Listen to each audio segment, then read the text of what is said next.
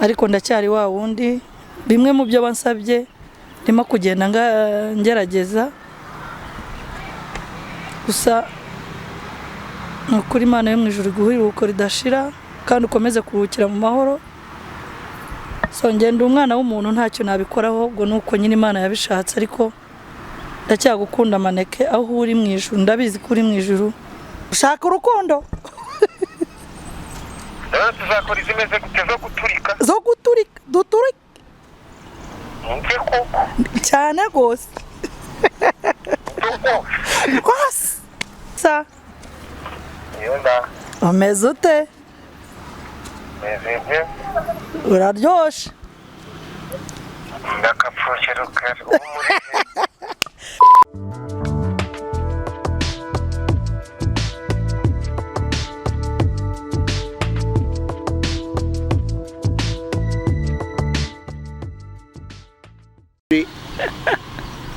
Ladies and gentlemen, kwenye kwasuza muri hirya no hino mu gihugu amahoro Imana nabane namwe amari mu majyepfo n'amajyaruguru mujyi wa Kigali burasazwa n'uburengera bwaryo amahoro Imana nabane namwe ndi kamwe n'umuntu ari kunde uziko atuma nakora introduction subiramo ibintu uvuze nguki uratanze ntabwo nabibaye umbise gwiki ngo gentleman ladies and gentlemen ngo bivuga ntabwo nabisubiramo nembye ngo ladies and gentlemen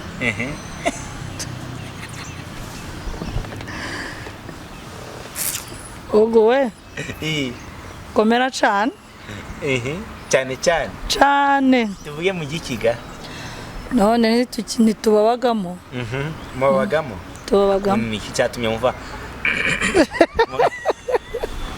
mukaza mu bakiga ni abantu beza bariya sikutanansuhuje Imana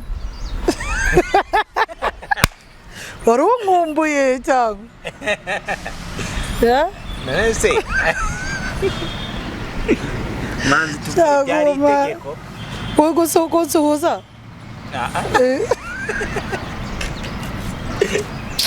ni ikiganiro nongere useke aranyiboneye ngahe karume turebe fate nk'umusirikare kandi ndi umusivile nyine fate nk'umusirikare uri patrouille keretse mpagaze ubwo ntabwo ufata nk'umusirikare ese urafata nk'umusirikare nicaye mani areka ubundi bajya bavanga abantu babyibushye ngiyo batishimye bapfa vuba sha rero buriya kutishima uba wibabaza kandi ntawe waba uhima nose ubushimishijwe n'iki mpora nishimye kandi n'abantu njya nkora ibiganiro barabizi cyangwa muri filime ntago njya ndakara gute se narakara wivuze ntarakuvuga ibyo byiza nceje mbere y'umuziki mwamubonye kuri Afrimax TV ukibona kuri Afrimax umva gomeze ute yose ego umvaga na ndenze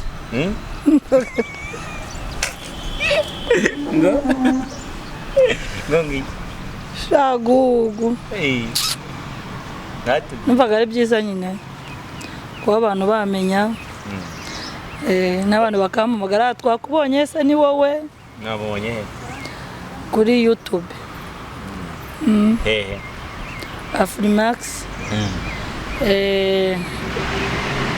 Iris Rwanda na Legacy TV ariko Legacy waratwitse karasa nagatwiko manzi umbwira mugabo mwashwanye ngo joyeux anniversaire kabisa ejo yagize isabukuru twifurize zahabu anniversaire nziza ariko kandi tugaruke mu kiganiro nyirizina turi kumwe n'umukinnyi wa filime mwamwita MBABAZI warizi ko nyazi ujye unyita iryo wampinge tu ariko naryo ndari kwitaba kubera kukuba sinkubaza amwita MBABAZI akaba ari umwe mu bakinnyi beza ba filime twagize akaba n'umwe mu bantu bagiye bagira ibiganiro bitwika ku ma YouTube channels atandukanye yaba Rwanda TV, Afrimax, na Legacy TV, na ma channel atandukanye MBABAZI.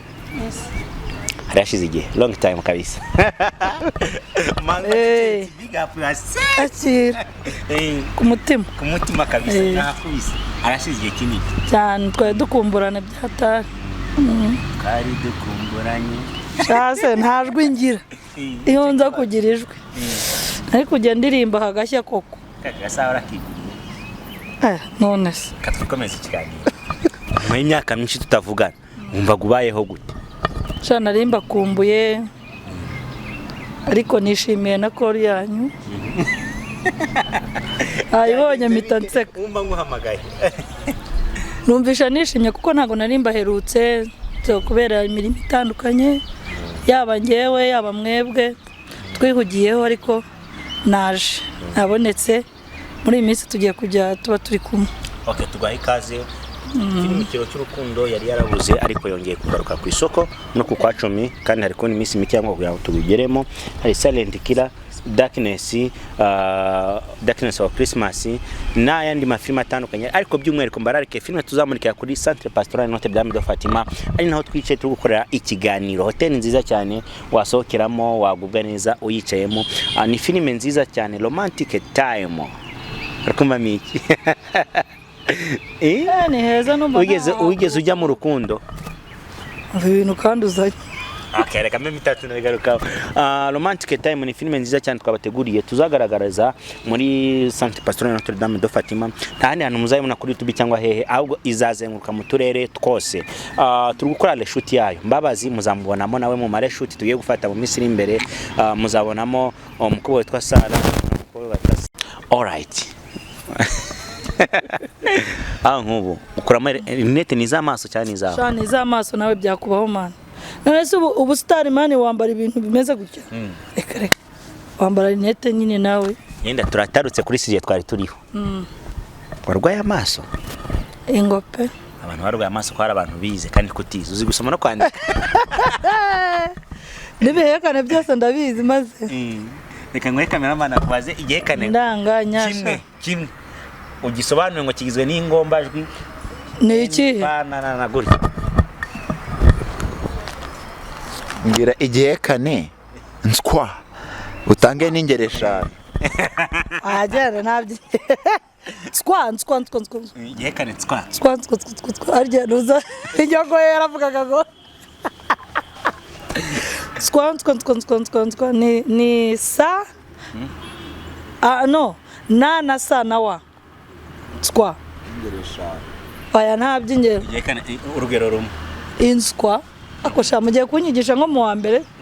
Inyogo yaravugaga wamubwiraga igihekane avuga wenda ukavuga ngo yagoramo wazaga ngo vuga igihekane nda akitona ngo ndanda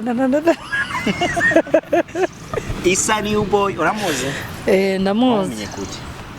Namenye ku biganiro byinshi yakoranye na Yago byinshi cyane cyane gose kandi koko dimone kandi koko mwavugana ntago navugana nawe nzavugana nawe ukuntu nshaka kuzahura na Yago ari Isa new boy tuguhende Yago Isa new boy nzamusangaho nzahayoboza yagararwa yego misi mu bitaro tunamwifurize gukira kuyango. Big up yourself man. After the preacher conductor vibrator mwenu garuke mu kazi bro. Imana igufashe kandi ukire vuba. Recovery God godly. Isa new boy. Yola araturika waturitse mu mazi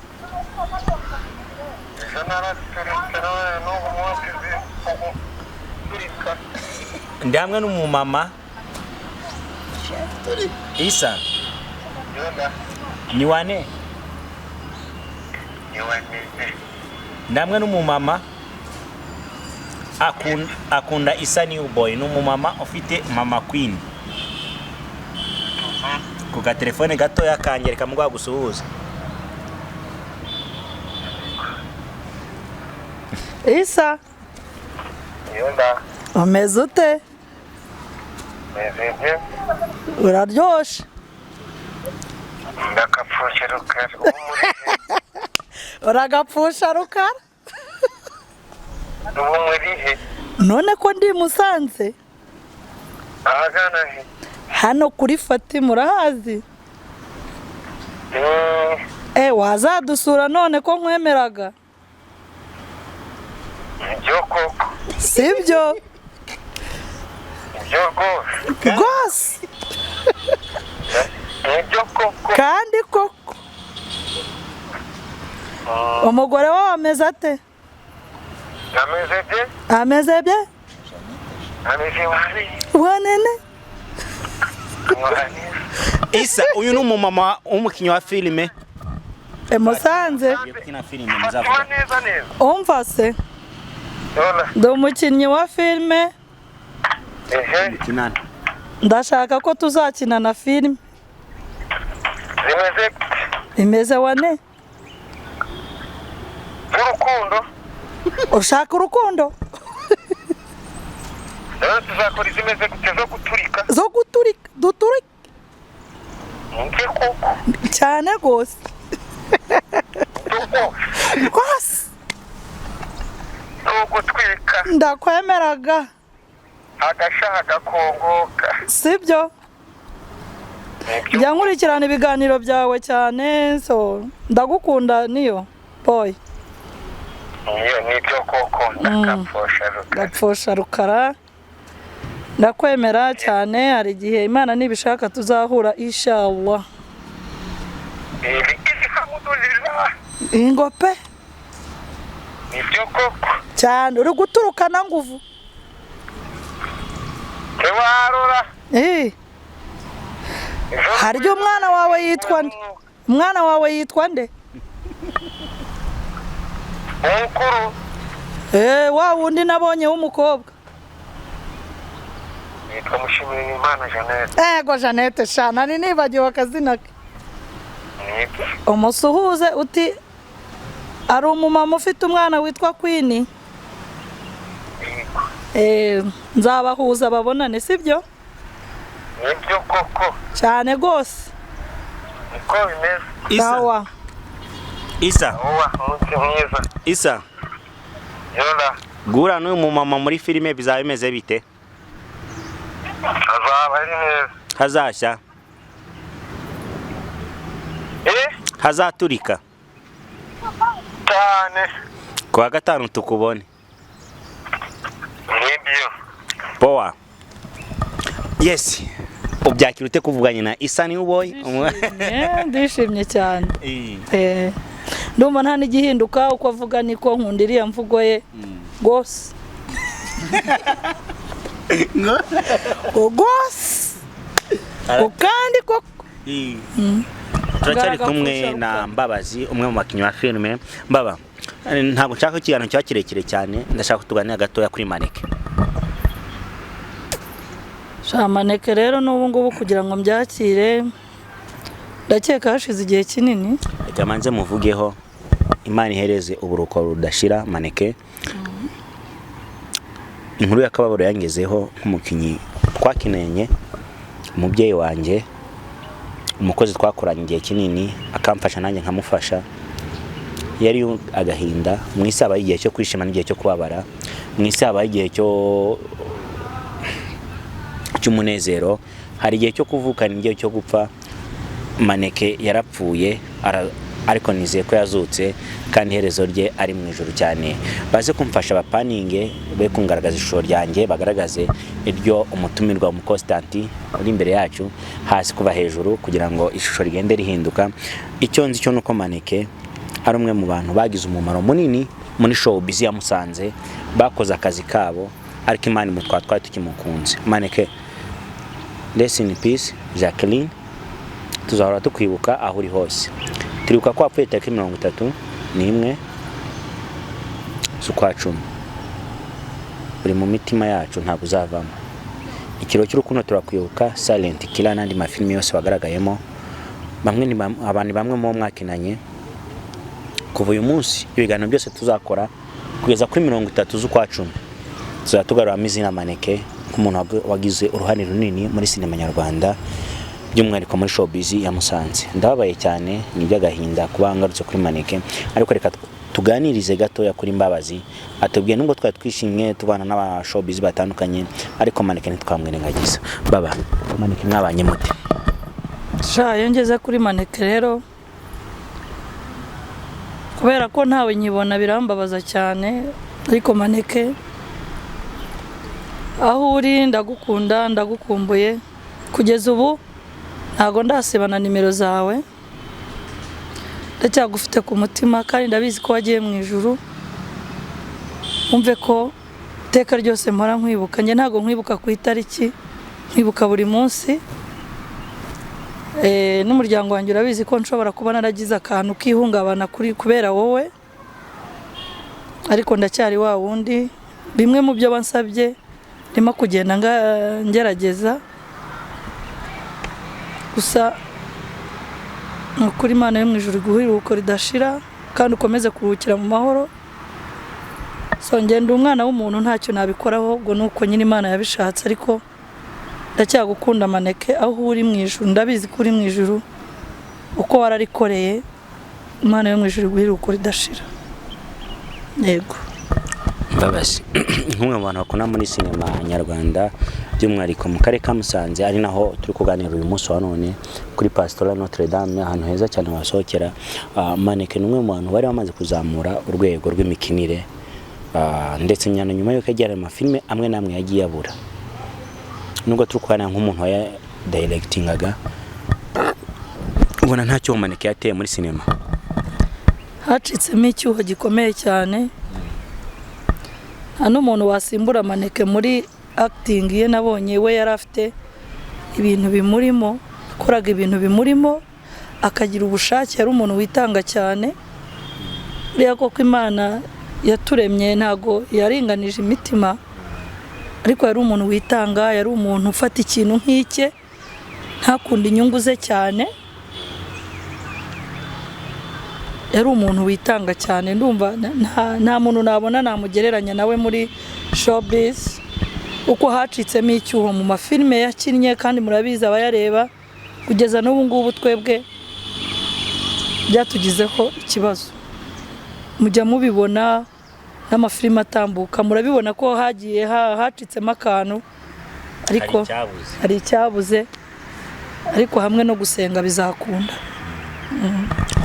Icyo nizera nuko Imana yo mu ijuru mwisi abaho gupfa no kuzuka, abazutse tuzi ni bakeya, ariko natwe tubizi neza ko mu kwizera hari igihe tuzahora mu ijuru. Maneke tuzahora mu ijuru. Hari itariki yo kumurika yashizweho 31 z'uku kwezi, tuzahora i Musanze dukora urugendo rwo kujya gusura imva ya Maneke. Nyuma yaho dukore kwibuka Maneke, nyine dukoreho na remembering ikiro cy'urukundo, dufate n'ubuzima bukeya bwa Maneke. Nabyo ni ibirori bizabera hano mu mujyi wa Musanze. Uyu numwe turi kumwe mu babigize muri ariko ngo bitegurwe kandi bizagende neza. Bamwita Mbabazi, umwe mu bantu bakinanye nawe babanye neza, bagiranye ibihe byiza. Icyo turarikira wowe tuduteze amatwi hirya no hino aho uri mu gihugu, waduhamagara kuri nimero turi bushireho hasi yabiyanye cyangwa Mbabazi, kugira ngo Maneke wampamagara cyangwa ukampamagara ukazaza tukazajyana gusura imva y'umuntu watugiriye umumaro, akaduha ibyishimo, akaduha ubutumwa mu gihe yari akiriho. Ariko kandi Mbabazi, reka tugane ku musozo, twinjiye mu bintu navuga wenda bya Maneke. Hari benshi bapfuye kuri we, hari abanzi bagiye batandukanye bapfa, kwereka ibyamamare biri gupfa muri iyi myaka ikurikiranye nyuma ya Covid. Ntago kubimenya, nta wabimenya nyine, ni Imana. kandi buriya buri muntu agira igare rye, agira igihe cye. Umuntu napfa, yego pe tuba tumukunda, nta uba yifuza ko umuntu uwakunda yapfa, ariko Imana ibifite uburyo iba yarabikoze, kandi turemera itangiriro ikadushyiraho n'iherezo. Ntago twavuguruza Imana, kandi twirwaniriye twe twatsindwa, ariko Imana niyo izi impamvu ya byose. Nongere kwihanganisha umuryango wa Buravan, ukomeze kwihangana, kandi nawe Imana imwakire mu bayo muri iruhuko ridashira. Umwe mu bahanzi nakundaga cyane, ariko nyine nta kundi, nuko Imana yabishatse, yamukunze kuturusha. Yego. Imana yakira ubuzima bwa burabyo buravan Imana ko ridashira. Reka tugane ku musozo. Hari ubutumwa watanga filime yakinyemo Silent Killer cyero cy'urukundo zigiye kugaruka mu minsi iri imbere mu kwa 10. Nawe ubutumwa hereza abanyarwanda bagukurikiye kugira ngo nibura urushe kugaragara uhagaze mu cyo cya Maneke.